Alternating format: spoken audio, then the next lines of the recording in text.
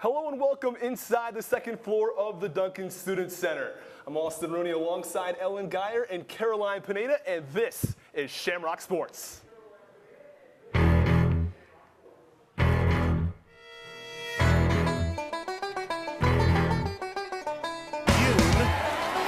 the field goal from 41.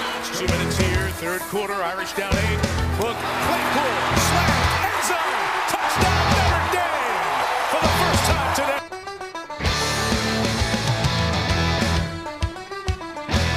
Field goal gives the Irish the lead. Hook wants it up, going end zone, touchdown Notre Dame!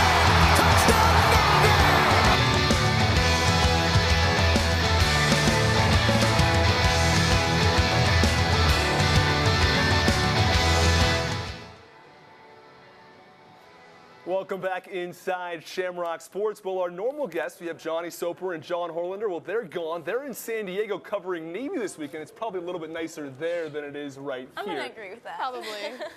Well, Notre Dame's 7-0, though, and they're coming into this matchup versus Navy tomorrow, and they're looking pretty good. The rest of the schedule doesn't look too difficult for Notre Dame. Yeah, well, although Notre Dame has started out 7-0 for the first time season, the Irish can't look ahead too far because obviously slip up in the back half of the season would cost them a spot in the college football playoff. So the Irish are going to have to take it game by game to really ensure their spot at the end of the year. The other way they can do that is making sure that they consistently put together a complete game, something that they haven't been able to do so far. They've had a couple times where they've shown spots of that, but I think that the thing that they can take into the rest of the season is putting together a four-quarter game instead of a first half or a second half, but we need the full four-quarter showing from them. Yeah, well, Notre Dame did a good job of that versus Stanford. It probably looks like they're going to have to do more of that moving down the road for the final 5 games of the season. Yeah, I think Notre Dame has struggled. We have seen them struggle to put together 4 quarters, particularly in their last 2 games, because we saw the first half of Virginia Tech, they struggled, and the whole Pitt game, they trailed for the whole time until about the last 5 minutes of the game. So I think they're really going to have to step it up and put together a whole performance if they want to end the season on top.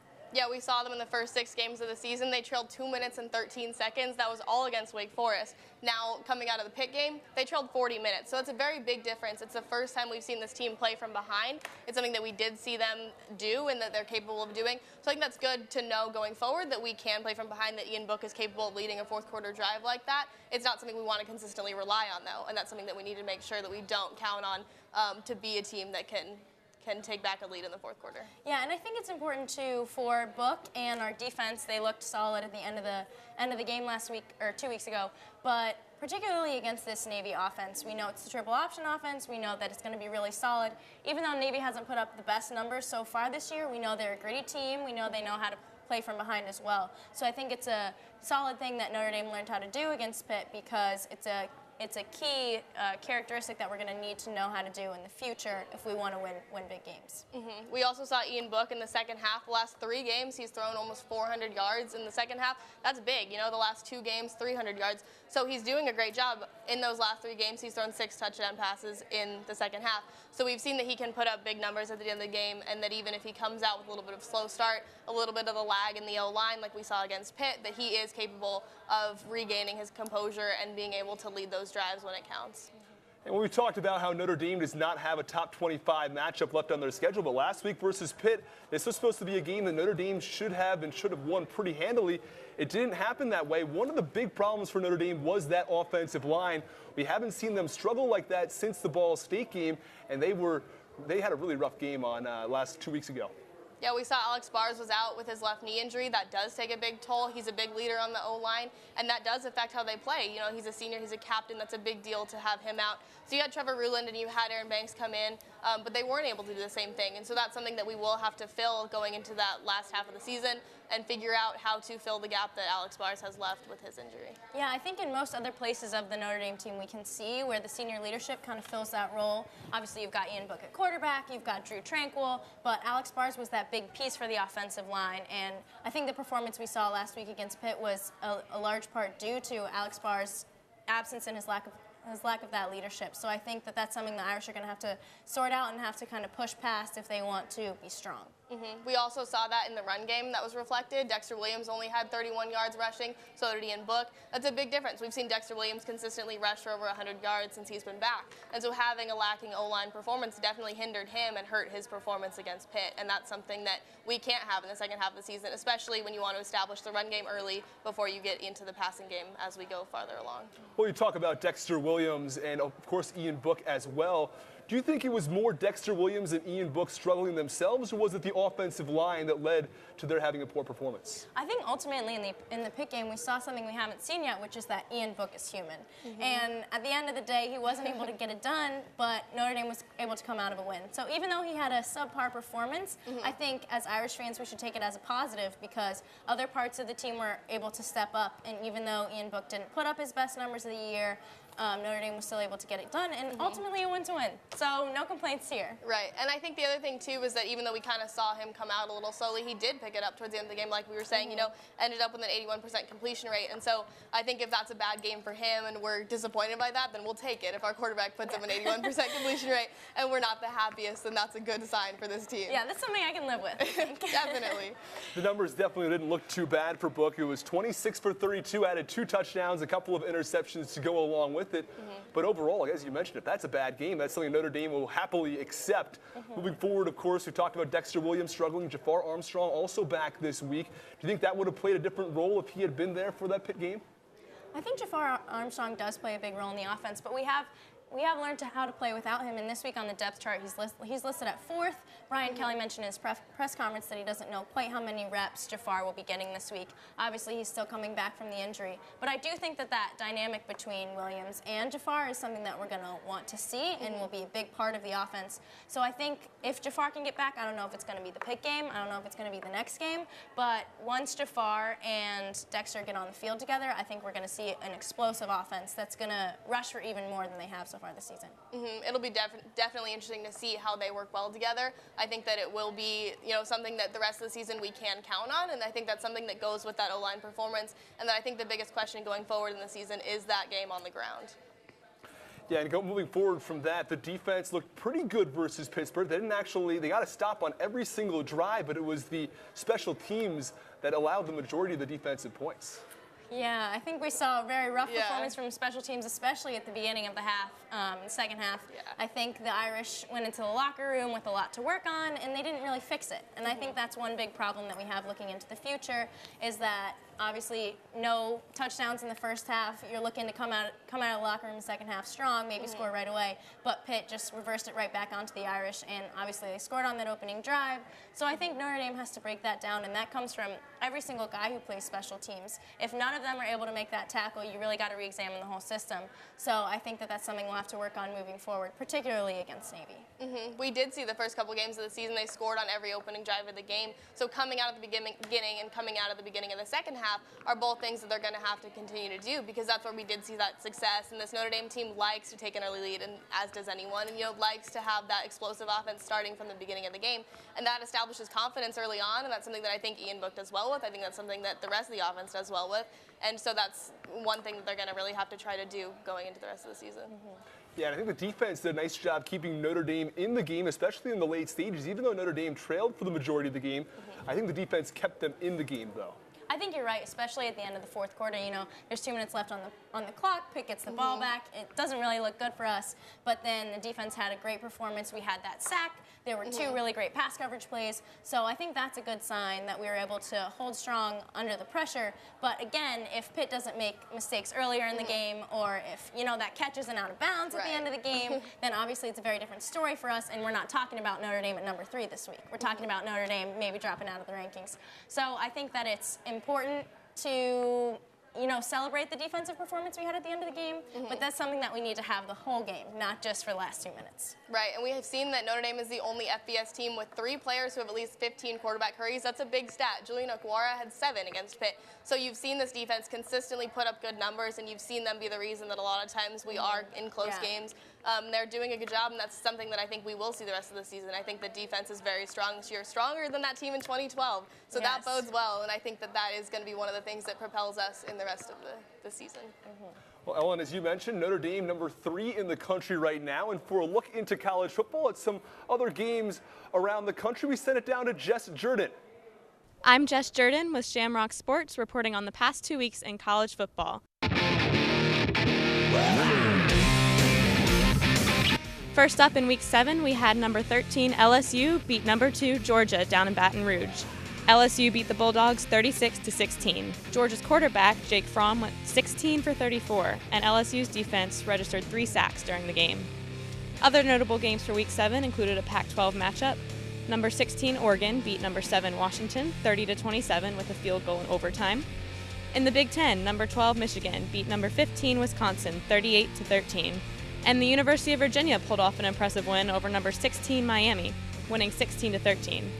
Of interest to Irish fans, USC beat Colorado 31-20. Moving on to Week 8, the big news this past weekend was a top 10 upset. Number 2 Ohio State's undefeated season came to an end with a loss to unranked Purdue 49-20. Purdue scored first and led 14-3 at halftime, then finished strong and scored 28 points in the fourth quarter alone. In other games, number 12 Oregon lost to number 25 Washington State 34-20. Upcoming Irish opponents also played last weekend. Navy lost to Houston 49-36. Syracuse beat UNC 40-37 in overtime, and FSU beat Wake Forest 38-17. That's what happened the past 2 weeks of college football. With Ohio State and Georgia falling in the rankings, the Irish have moved up to number 3. Let's get back to talking about Notre Dame and college football playoff possibilities across the country. Thanks so much, Jess, as we welcome you back inside Shamrock Sports. And as you mentioned, Jess, Notre Dame ranked number 3 in the country. We see Georgia falling in a big one to LSU, and then Ohio State last week with a loss to Purdue. Neither of those games were all that close. They were pretty big losses for those teams. So Notre Dame sits pretty comfortably at number 3 in the country. Yeah, I think it's really been the Ohio State loss that has brought the Irish into the rankings, which is painful for me to say as a native of Columbus. And I do love the Buckeyes, but I am thankful for their subpar performance last week against Penn State. I think that at this point, like we said earlier, Notre Dame controls its own destiny. Ultimately, if the Irish can win out the back half of the season, they shouldn't have any problem staying at 3 or even higher in the college football playoff.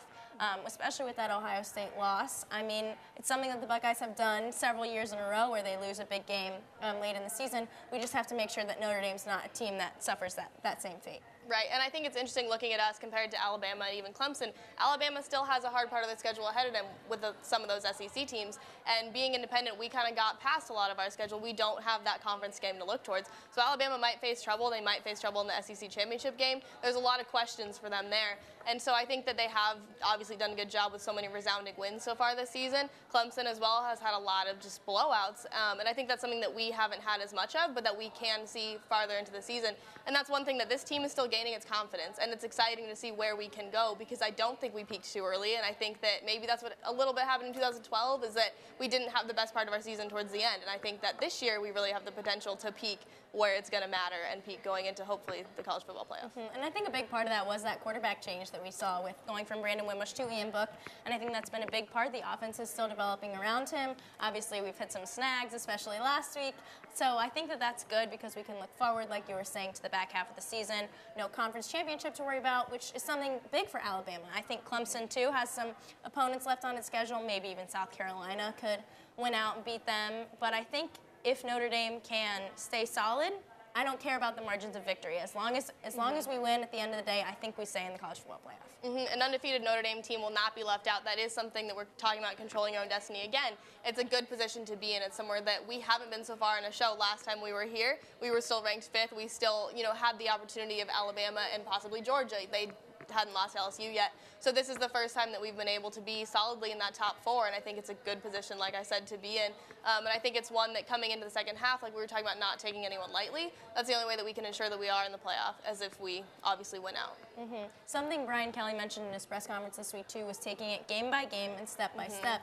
And I think that the place where we're going to run into trouble is if we're looking past games, assuming that it's going to be an easy win. And I don't think any win is an easy win, especially at this point in the season. I think every team who comes to Notre Dame or every team who plays against Notre Dame, it's their Super Bowl. We've seen that with Ball State. We've seen that with Vanderbilt. We've seen that with all these teams. Everyone comes out and plays hard against us, and even though we can ultimately win against these opponents sometimes, it's still going to be a struggle, and we're going to have to put up a full game. Like you said, it's going to have to be 4 quarters worth of football. So I think that's going to be big. The other thing to look at, too, is our traveling, because going into this last part of the season, they'll have like 8,000 miles in the air. That's big. You know, you're going to California twice to play Navy and then to play USC. You're going to New York to play Syracuse. And so we really only have that one home game left where we won't have to travel. Besides that, even Northwestern is going to be a drive. So it's something to take into consideration. That's something also looking at Navy, that they have like the second most miles traveled. So that's a factor for them as well. But especially for this Notre Dame team, they're not used to going to California so often or to New York in the second half of the season because we had 3 home games to start. It was nice, and you establish kind of that routine. So now that'll be something that we're going to have to see. Brian Kelly said that he is going to look at that and how they're going to travel, and that's something that they're going to have to take into consideration, being on the road so much. Yeah, and of course, moving forward, just about a week and a half away from that first college football poll being released, that's going to be pretty big. That will be telling, of course, right now we're just relying upon that AP poll and the coaches poll. So where do you think things stand after the college football playoff poll? Do you expect the polls to remain similar to what we see today? Do you think Notre Dame jumps Clemson? Where do you see things playing out? I don't see Notre Dame jumping Clemson. I think that it's going to stay pretty consistent with what we've seen so far in the AP poll. I think that as long as the top 4 teams win their games, I don't think the margin really matters. I think that those top 4 teams stay pretty much the same, unless obviously they drop a big one. So. I think the other interesting thing to look at is Michigan's situation. You know, we saw them against us. We didn't know if they were going to be a great team this year. They have battled back. You know, they are number 5. This is big for them, and so that does make it, for us, a more resounding win, even though John Horlander would be upset that Michigan is ranked that high. But it does kind of make a difference looking back at our strength of schedule, that even though USC has struggled and Florida State and Syracuse, some of these teams later on our schedule, that Michigan now has kind of picked it up. Stanford was obviously a quality win. And even Virginia Tech, you know, although they have struggled more than we expected, we still have quality wins on the schedule. And I don't think that'll jump us over Clemson, but I think it'll keep us about the same in that college football playoff. Notre Dame currently undefeated, of course, 7-0. Does that Michigan game make a difference? Is that win big enough over Michigan so that if Notre Dame loses a game from here on out, they can still make the playoff? Or do you think one loss is too much?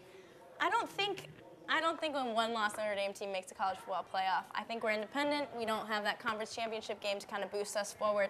I do think one thing to look for, though, is if Ohio State does come out on top when they face Michigan, I think that could bode very well for us, because I think a one-loss Ohio State team is still competitive, but if that one-loss Ohio State team, if they beat Michigan big, then we beat Michigan too. So I think that could bode in our favor. That's going to be a big game for us. You know, looking at that Ohio State-Michigan matchup, that has a lot of implications looking towards the playoff, and that's already a big game. It's a rivalry, you know. So that's going to be a really interesting game to watch as a Notre Dame fan, especially.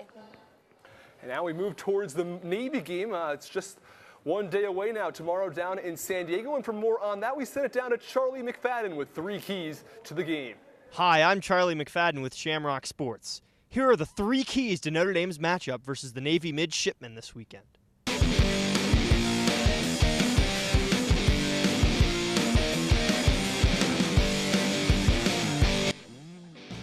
1. Play disciplined defense. With Navy's triple option offense, it is imperative that the Notre Dame defense make the right reads every play. If they don't, a fullback dive could turn into a big play for the midshipmen. Navy quarterback Garrett Lewis has thrown the ball just 49 times this season. Needless to say, the Irish need to be ready to stop the run. Senior linebacker Drew Tranquil needs to set the tone early and be a leader for this Irish defense. 2. Establish the run game early. Last week versus Pitt, the Irish offense were weak on the ground as they were held to just 80 yards in rushing offense. Dexter Williams has proven his offensive potential already this year, and if he can get going early, it might help the Irish offense open up the rest of its arsenal. 3. Focus on special teams. Lastly, the Irish need to prevent any momentum-swinging kick or punt returns by the midshipmen, as they allowed versus Michigan and Pitt. If the Irish play sound special teams this week, it will be harder for the less formidable midshipmen to make any ground. I'm Charlie McFadden with Shamrock Sports, and this has been your 3 keys to the game. Now let's throw it back to some special guests we have in San Diego. Hey, what's up? Austin, Caroline, Ellen. It's John and Johnny. What's up? We just landed here in beautiful California. It's nice and warm. See the palm trees? Yeah, they have those in California. We just wanted to say, hope your first show has been going well. I'm sure it is. We're here ready to put the beat down on Navy. Johnny, you got a prediction for us? I'm going to go 42-6. I'm going to echo that. We're going to go a little bit more, though. Let's go 56-14. Wow. Irish with the beat down. See you guys. Well, the weather looks awfully nice there in San Diego. I've heard it's 75 degrees or so for game time tomorrow. The palm trees look awfully nice. Yeah. I think I'd like to be in San Diego right now. Yeah, but as my father says, 75 degrees and sunny all the time, that's not football. No, so it's not. I think South Bend, I think we'll be fine. That's my highlighter moment. Well, nonetheless, Johnny and John made their predictions. We'll get to your predictions in just a moment. But let's jump into this Navy game. Notre Dame is going to have to face off against the triple option. Of course, all the military academies use that option, the triple option. How do you think Notre Dame is going to be able to do defensively against the triple option this year? I think they'll be well prepared. I think this is a defense that saw them before. You know, we saw Greer Martini always matched up well against them. I think Drew Tranquil this year will take that role and do a good job with that. We saw Julian Levis face this offense before. So I think that they will go into this game with that preparation. Obviously, it's a different kind of defense. You know, you're telling some of these defensive players to go against their football instincts, running against the option. And so it's not an easy thing to do, but I think it'll help having a lot of these seniors. Playing Navy every year, you're used to facing the triple option, so it's something that they do every year and that they consistently have to work on, and that means that those seniors are used to doing it and will be able to pass on some of that work towards the younger defensive players. Yeah, I think that here's my hot take of the day. I think that Notre Dame is ready for this triple option offense. I think that Is that a hot take? Well, I almost prefer the triple option offense sometimes because Notre Dame has struggled with its coverage. Yeah. Our pass coverage has been so bad in some of these games, particularly in these games where we've been from behind. Pitt had some huge catches last week, and there have been times where these post routes are just wide open in the middle. So I think that the Notre Dame defense is actually going to do a better job against the triple option offense than they have against some of these more passing offenses. Also, that's because we've had some really solid goal line stands. So I think that the line knows how to play well and hold its line, and so I think the triple option offense isn't something we need to be super worried about. Another thing Brian Kelly mentioned in his press conference this week is that Notre Dame has a practice squad that's been practicing running the triple option offense all year. So with that practice squad going up against our defense, I think we're ready for it. I agree. I think we've talked a lot about the D-line. You know, they're looking good this year. We have Jerry Tillery. We have players who are going to come out and have a solid game. I don't think we're going to be seeing a lot of that handoff to the fullback because I think we're well prepared for that. I think the question is more going to be if they can establish anything with that quarterback. They have a two-quarterback system that's kind of interesting because you see a lot of running from both of them. Malcolm Perry has 700 rushing yards this year from the quarterback position, some from the halfback position. So they have this interesting dynamic going that isn't really easy to prep for, but as far as the team goes to be able to be ready for it, I think that we're going to be up with the top of them. Another thing worth noting is that Navy has 8 people that have rushed for 100-plus yards this season. Notre Dame has 5. So I think they're going to need to be prepared for the rush coming from any direction. Obviously, that's the nature of the triple option offense. But I think that the Notre Dame defense is a defense that's good at reading the play as it unfolds. Obviously, two weeks ago, we saw that fake punt play that Pitt ran, and the Notre Dame defense was prepared for it. They shut it down really quickly. So I think that since we're able to read, I think the defense can get off their lines quickly. I think we've got very solid players in the middle. So I think that we shouldn't really be concerned about the rushing yards. I think one thing to note against a team that runs the triple offense is how our offense is going to fare. I think we have to take care of the ball, especially because you know that you're going to be limited in time of possession. Last year when we played Navy, they had the ball for 43 minutes. We had it for 17. That's a big factor. So if we can't take care of the ball, we're not going to get it back as quickly as we will against some other, types of offenses. And so that's something that we're going to have to account for and make sure that we don't turn the ball over. We can't have as many sacks like we talked about, as we had against Pitt. Ian Book needs to take care of the ball, can't throw 2 interceptions because it's harder to get the ball back. Yeah, every single possession is going to be valuable, and we're going to have to take the ball down the field quickly if we want to really convert and take control of this game early. I think a big part of that is also scoring on the first drive, kind of getting back on that pattern. We've kind of lost it the last couple of weeks, but I think that if we score on the first drive, set the tone of the game early, I think that's going to help a lot. And versus Oklahoma, of course, Army put up quite a big fight. They were able to control the time of possession nearly the entire game, and that made it so it was awfully tough for Oklahoma. So I think it's going to be important to see if Notre Dame can establish their offense. What do you think about Notre Dame's offensive chances against a team like Navy in their defense? I do think that the story of the game is going to be the Notre Dame defense versus the Navy offense, but I think that the Notre Dame offense versus the Navy defense is obviously a huge factor also. I think having Jafar back, as we mentioned earlier, I think that's going to be big. I don't know how many reps he'll get, but he'll be big. I think if Dex can put up better numbers, I think if Ian Book can put up better numbers, and I think too the bye week had to have helped a lot. Right. You know, Brian Kelly is 9-1 after having a bye week. I think that's going to be huge. I think they've had the opportunity to do some self-scouting. I think they've gotten some key players back. Obviously, the guys got to go home and see their families. So I think everyone's going to kind of have the chance to reset, and hopefully they can come into this game with a fresh mindset, ready to roll, offense ready to take charge of the game. The other thing is that this isn't a very good Navy team. You know, there's other years that they have been able to upset us recently, but I think as far as the Brian Kelly era goes, I think this is one of the weaker Navy teams that we're going to see. So that's something to note. Hawaii put up 7 touchdowns against them. They haven't had a great team this year, so it's definitely something going into this game that we can count on, that this isn't the Navy team that we've seen upset us a couple times in this era of Notre Dame football. So do you see Notre Dame putting up a pretty big offensive performance? You mentioned the 7 touchdowns versus Hawaii. Could you see the Notre Dame offense doing something similar?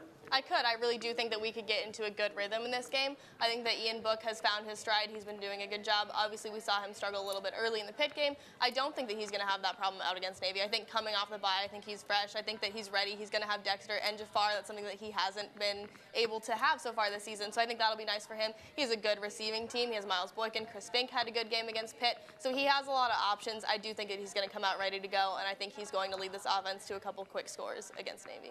And I think, too, a big part of that is we've seen kind of the connection that exists between Miles Boykin and Ian Book. And I think if they're really able to capitalize on that and connect with one another, I think that's going to be huge. And Chris Fink, he's been putting up solid numbers. He's been a large part of the offense this year. I think if he performs, I think everything is coming together for Notre Dame. They just kind of need to keep their foot on the gas and really make sure that they see this game the whole way through. Definitely. And of course, scoring on the first possession has been something that's been very important for Notre Dame. They've done it quite a bit this year. Is that especially important this game versus Navy because they're not going to have that much time of possession offensively? I think so. I think you make a strong start against Navy, that's a big deal. I think once you kind of establish that, Navy has more trouble playing from behind because they do limit like time of possession. So, you know, if we're playing from behind against that, that's a hard team to play against because you know you're not going to get the ball. So being down on Navy is tough. Being down on any of these teams that run the triple option is tough as far as time of possession goes. So you definitely want to get out early against these triple option teams because you know they're going to control the amount of time that they have the ball in this matchup. And I think another big part of that is just ultimately setting the pace of the game, setting the tone. I think Notre Dame needs to come out strong. Obviously, you're in San Diego. There's a big Navy military base there. There's going to be a lot of fans. But on the other side, you know, Ian Book's from California. So maybe he's kind of in his home environment. I think the Irish come out of the tunnel strong, and they kind of keep going the entire game. I think that's momentum they can carry, particularly since they won't have that much possession throughout the course of the game. Definitely. Well, we saw Johnny's predictions. We saw John Horlander's predictions. So what are your predictions for this game versus Navy? Well, I think we talked a lot about putting together a complete game. I do think that the Irish will be able to do that against Navy. The Navy defense has been great this year, like we've seen. I think the Irish win this one pretty easily. I think 38-10. I think Notre Dame comes out strong, too. You know, all the stars are kind of aligning for our Irish offense. I think that everything sort of comes together in the right way, and I think Notre Dame puts up a big win, too, at 49-10. I'm not going to give you my prediction this week as host. You've seen my prediction in a few of the past weeks, but that'll do it from us here with Shamrock Sports. Thank you so much for watching. We'll be back with you next weekend. All night, babe, make me wanna say